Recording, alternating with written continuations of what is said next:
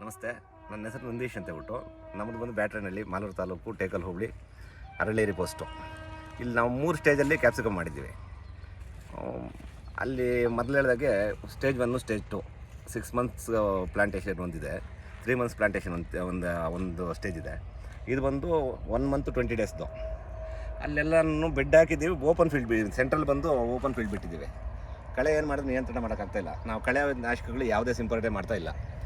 ಕೃಷಿ ತಜ್ಞರ ಸಲಹೆ ಮೇರೆಗೆ ವೀಡ್ ಮ್ಯಾಟ್ ಪ್ರಯತ್ನ ಮಾಡಿದ್ದೀವಿ. ವೀಡ್ ಮ್ಯಾಟ್ ಪ್ರಯತ್ನ ಯಾಕೆ ಮಾಡಿದ್ದೀವಿ ಅಂದರೆ ಅವರೇನು ಹೇಳ್ತಾರೆ ಅಂದರೆ ಭೂಮಿ ಫಲವತ್ತತೆ ಕಳ್ಕೊಳುತ್ತೆ ಅಂತ ಹೇಳಿದ್ದಾರೆ. ಕಳೆನಾಶಕ ಸಿಂಪರಣೆ ಮಾಡ್ತಾಯಿದ್ದಾರೆ. ನೆಕ್ಸ್ಟ್ ಹಾಕುವಂಥ ಬೆಳೆಗೆ ಅಂದರೆ ಮುಂದಿನ ಬೆಳೆಗೆ ಅದು ಪರಿಣಾಮ ಚೆನ್ನಾಗಿರಲ್ಲ, ಚೆನ್ನಾಗಿ ಬೆಳೆ ಆಗಲ್ಲ ಅನ್ನೋದನ್ನೆಲ್ಲನೂ ಇದು ಮಾಡಿ ಖಾತ್ರಿಪಡಿಸ್ಕೊಂಡು ಈ ವೀಡ್ ಮ್ಯಾಟ್ ಅನ್ನೋ ಪ್ರಯತ್ನ ಮಾಡಿದ್ದೀವಿ. ನೋಡಿರಿ, ಕಳೆ ಎಲ್ಲ ನಿಯಂತ್ರಣ ಆಗಿದೆ, ಚೆನ್ನಾಗಿ ಬಂದಿದೆ. ಮತ್ತು ಇದರಲ್ಲಿ 3 ವೆರೈಟಿ ಮಾಡಿದ್ದೀವಿ: ಮಸ್ಲಿಯಾ, ಇಂಟ್ರಡೋರು ಮತ್ತು ಸೆಮಿನಿಸ್ ಅಂತ. ಎಲ್ಲರೂ ಫ್ರೂಟ್ ಸೆಟ್ಟಿಂಗು, ಫ್ಲವರ್ ಡ್ರಾಪಿಂಗ್ ಏನಿಲ್ಲ, ಗ್ರೋತು, ಡೆವಲಪ್ಮೆಂಟ್ ಎಲ್ಲ ಚೆನ್ನಾಗಿದೆ. ಕಾಯಿ ಕ್ವಾಲಿಟಿ ಚೆನ್ನಾಗಿ ಬರ್ತಾಯಿದೆ. ಶೇಪ್ ಸೆಟ್ಟಿಂಗ್ ಎಲ್ಲ ಚೆನ್ನಾಗಿ ಮಾಡಿದೆ. ಇದರಲ್ಲಿ ಸ್ಯಾಂಪಲ್ ಆಗಲ್ಲ, ಒಂದು 15 ಡೇಸ್ಗೆ ಸ್ಯಾಂಪಲ್ ಆಗುತ್ತೆ. ಅವೆರಡಕ್ಕೆ ನಾನು ಸ್ಟೇಜ್ 1, ಸ್ಟೇಜ್ 2 ಮಾಡಿದ್ದೀವಿ ಅಂತ ಹೇಳಿದ್ವಲ್ಲ. ಒಂದು ಇಂಟ್ರಡೋರ್, ಒಂದು ಸ್ಟೇಜ್ 1ಅಲ್ಲಿದೆ. ಮಸ್ಲಿಯಾ 2 ಎಕರೆನಲ್ಲಿ ಇದೆ. ಅದಕ್ಕೆ ನಾನು ಫ್ರೂಟ್ ಸೆಟ್ಟಿಂಗು ಇದರಲ್ಲಿ ಇಳುವರಿ ಚೆನ್ನಾಗಿ ಬರುತ್ತೆ ಅನ್ನೋ ನಂಬಿಕೆ ಇದೆ. ಎಲ್ಲ ಚೆನ್ನಾಗಿ ಬಂದಿದೆ. ನೋಡಿ ಸರ್, ಇದು 2 ಎಕರೆ ಬೈಲಿದ್ದು. ಇದರಲ್ಲಿ 3 ವೆರೈಟಿ ಮಾಡಿದ್ದೀವಿ ಕ್ಯಾಪ್ಸಿಕಮ್ಮು. ಒಂದು ಇಂಟ್ರಡೋರ್ ಒಂದು ವೆರೈಟಿ ಇದೆ, ಮಸ್ಲಿಯಾ ಅಂತ ಒಂದು ವೆರೈಟಿ ಇದೆ, ಸೆಮಿನಿಸ್ ಕಂಪ್ನಿದು ಒಂದು ವೆರೈಟಿ ಇದೆ. 3 ಕ್ಯಾಪ್ಸಿಕಮ್ನ ನೋಡಿರಿ. ಮಸ್ಲಿಯಾ ಹೇಳ್ತೀವಿ ಎಲ್ರಿಗೂ ಪ್ರಿಡಿಕ್ಷನ್ ಮಾಡೋದಿದ್ದೆ. ಮಸ್ಲಿಯಾ ಹಾಕಿದ್ರೆ ನಾರು ಸ್ವಲ್ಪ ಕಾಸ್ಟ್ಲಿ ಆಗುತ್ತೆ, ಆದರೂ ಕೂಡ ಪರವಾಗಿಲ್ಲ. ಫ್ರೂಟ್ ಸೆಟ್ಟಿಂಗು, ಫ್ಲವರ್ ಡ್ರಾಪಿಂಗು ಅನ್ನೋಂಥದ್ದು ಏನಿರಲ್ಲ ಸರ್. ನೋಡಿ, ಇನ್ನೂ ಒಂದೊಂದು ಹಾಕಿದ್ದೀವಿ. ತಿಂಗಳ ಮೇಲೆ 20 ದಿನದ ಗಿಡ. ಫ್ರೂಟ್ ಸೆಟ್ಟಿಂಗ್ ನೋಡಿ ಎಷ್ಟು ಚೆನ್ನಾಗಿ ಬಂದಿದೆಯಾ. ಬೇಗ ಪ್ರೊಡಕ್ಷನ್ ಬರುತ್ತೆ. ಸಣ್ಣ ಗಿಡಕ್ಕೆ ಪ್ರೊಡಕ್ಷನ್ ಸ್ಟಾರ್ಟ್ ಆಗುತ್ತೆ. ನೋಡಿ, ಇನ್ನೂ ಒಂದು ಹಾಕಿರೋದು ಗಿಡ. ಇದರಲ್ಲಿ ನೋಡಿ,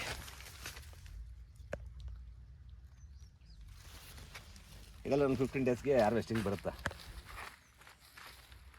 ಮತ್ತು ಇಮ್ಯುನಿಟಿ ಪವರ್ ಜಾಸ್ತಿ ಈ ಗಿಡಕ್ಕೆ.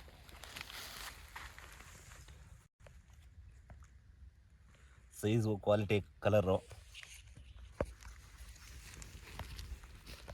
ಪ್ರತಿಯೊಂದು ಗಿಡದಲ್ಲೂ ಅದೇ ಥರ ಇದೆ ನೋಡಿ.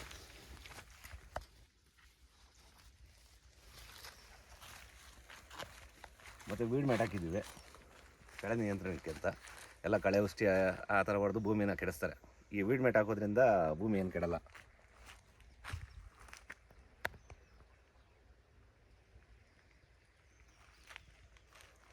ಇವರು ಮುನ್ರಾಜ್ ಅಂತೇಳ್ಬಿಟ್ಟು ಇಲ್ಲಿ ಲೇಬರ್ ಇನ್ಚಾರ್ಜು, ಕಾರ್ಮಿಕರು ಎಲ್ಲರನ್ನೂ ಸಪ್ಲೈ ಮಾಡೋದು ಇವರೇ.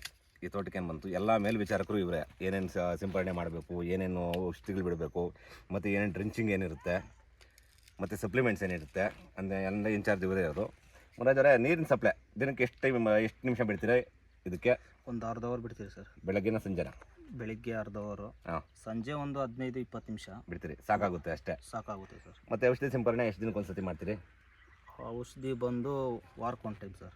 7 ದಿನಕ್ಕೆ ಒಂದು ಟೈಮ್ ಹಾಕ್ತೀರಾ? 7 ದಿವಸಕ್ಕೆ. ಕಾಯಿ ಬಂದ ಮೇಲೆ, ಕಾಯಿ ಕಿತ್ತಿದ ಮೇಲೆ ಔಷಧಿ ಮಾಡಬೇಕು, ಔಷಧಿ ಸಿಂಪರಣೆ ಮಾಡಬೇಕು. ಹಾಂ. ಇದು ಬರೋವಂಥ ಕಾಯಿಲೆಗಳು ಅದ್ರ ಬಗ್ಗೆ ಏನು ಐಡಿಯಾ ಇದೆ ನಿಮಗೆ? ಕಾಯಿಲೆಗಳು ಏನು ಅಂಥದ್ದೇನಿಲ್ಲ ಸರ್. ಇವಾಗ ಟೈಮ್ಗೆ ಔಷಧಿ ಹೊಡಿತೀರಿ. ಆಮೇಲೆ ಅದಕ್ಕೇನು ಬೇಕು ಗೊಬ್ಬರ ಅದು ಇದೆಲ್ಲ ಟೈಮ್ ಕೊಡ್ತೀರಿ. ಎಷ್ಟು ದಿವ್ಸಕ್ಕೆ ಒಂದ್ಸತಿ ಗೊಬ್ಬರ ಕೊಡ್ತೀರಿ? ಅದು 8-8 ದಿವ್ಸಕ್ಕೆ ಒಂದೊಂದು ಸರಿ ಸರ್. ಹಾಂ. ಬೆಳಿಗ್ಗೆ 6 ಗಂಟೆಗೆ ಬರ್ತೀವಿ ನಾವು. ಬಂದು 6 ಗಂಟೆಯಿಂದ ನೀರು ಬಿಡೋಕೆ ಸ್ಟಾರ್ಟ್ ಮಾಡ್ತೀರಿ. ನೀರು ಬಿಡೋದಂದರೆ ನೋಡಿ, ಈ ಥರ ತ್ಯಾವ ಇರಬೇಕು. ತ್ಯಾವ ಇದ್ದರೆ ಗಿಡ ಚೆನ್ನಾಗಿ ಬರುತ್ತೆ, ಕಾಯಿ ಹೂವು ಚೆನ್ನಾಗಿ ಡೆವಲಪ್ಮೆಂಟ್ ಆಗುತ್ತೆ. ಆಮೇಲೆ ಔಷಧಿ ಗೊಬ್ಬರಗಳು ಈ ಥರ ಬಿಟ್ಟರೆ ಈ ಥರ ಬರುತ್ತೆ ಕಾಯಿ.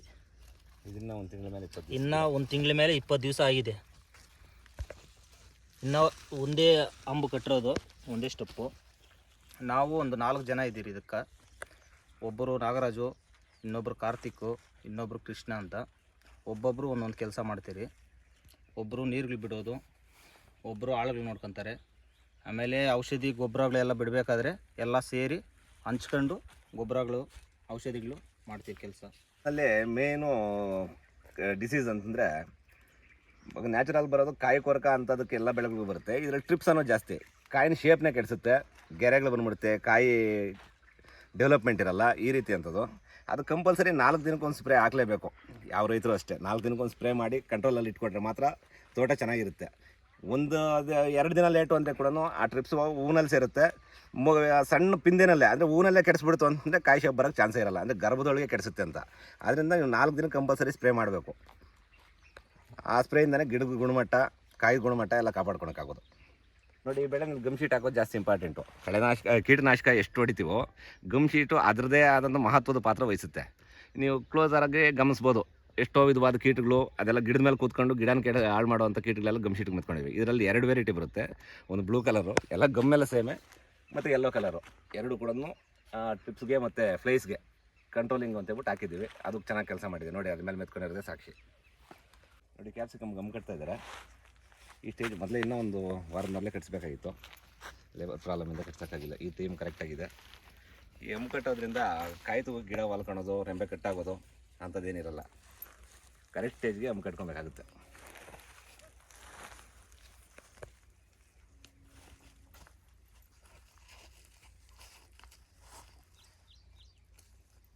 ನನ್ನ ಹೆಸರು ಕಾರ್ತಿಕ್ ಅಂತ.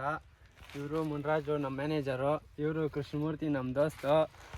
ನಾವು ಬೆಳಗ್ಗೆ ಇಲ್ಲಿ ಇದು ಕ್ಯಾಪ್ಸಿಕಮ್ಗೆ ಕೆಲಸ ಮಾಡೋಕ್ಕೆ 7:15ಗೆ ಬರ್ತೀರಿ, ಇಲ್ಲಿ ಸ್ಟಾರ್ಟ್ ಮಾಡ್ತೀರಿ. ಕ್ಯಾಪ್ಸಿಕಮ್ಮು, ಕ್ಯಾರೆಟು, ಟೊಮೊಟೊ ಎಲ್ಲ ಬೆಳೆದಿದ್ದೀರಿ ನಾವು. ಒಂದು 10-15 ಎಕರೆ ಇದು ಸ್ಟೇಜ್ 3 ಕ್ಯಾಪ್ಸಿಕಮ್ಮು. ಇದು ಬೆಳೆದು 1 ತಿಂಗಳ ಮೇಲೆ 20 ದಿನ ಆಗಿದೆ. ಡೈಲಿ ಬೆಳಗ್ಗೆ ಸಂಜೆ ನೀರು ಬಿಡ್ತೀರಿ, ತೇವಾಂಶ ನೋಡ್ಕೋಬೋದು. ಸಂಜೆ 20 ನಿಮಿಷ ನೀರು ಬಿಡ್ತೀರಿ, ನೋಡ್ಕೋಬೋದು.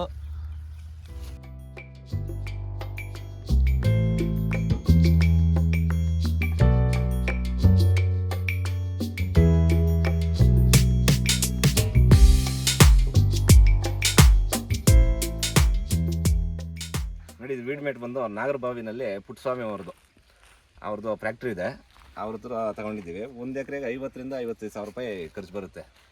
ನಮ್ಗೆ ಹಾಕಿರೋದಕ್ಕೆ 1.5 ಲಕ್ಷ ಖರ್ಚು ಬಂದಿದೆ. ಇಲ್ಲಿ 1 ಎಕರೆಗೆ 50,000 ರಿಂದ 55,000 ಖರ್ಚು ಬರುತ್ತೆ. ಚೆನ್ನಾಗಿದೆ, ಪ್ರಾಡಕ್ಟ್ ಚೆನ್ನಾಗಿದೆ, ಲೈಫ್ ಬರುತ್ತೆ ಅಂತ ಹೇಳಿದ್ದಾರೆ. ನಮಗೂ ಹಂಗೆ ಅನಿಸ್ತಾ ಇತ್ತು.